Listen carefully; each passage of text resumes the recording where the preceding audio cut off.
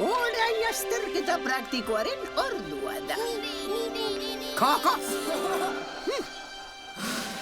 Egin dezaket. Egin dezaket.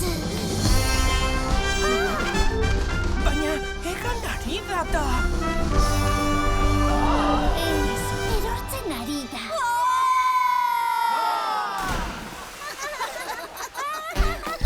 Hau, Koko da. Beti arazoetan sartzen den dragoi txiki bat. Idisko bati utzi diozu gure subelarra hartzen. Subelar honek ematen digun indarraren gatik ez baliz, ezin izango genion herriska honi eutxi. Sentitzen dut, Itona. Eman aukera bat gauza konpontzeko. Orain abiatzen bagara, zure gurasoak esnatu baino lehen buelta zaitezke.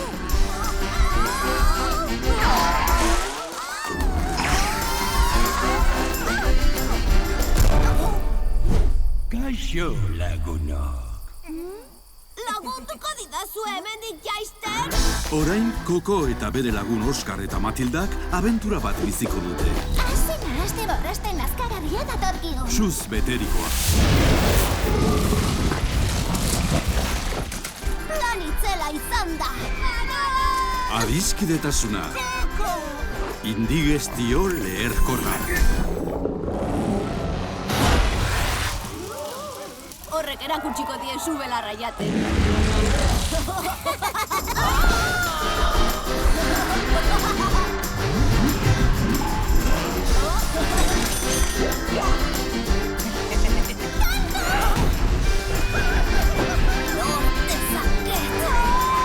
Koko dragoi txikia.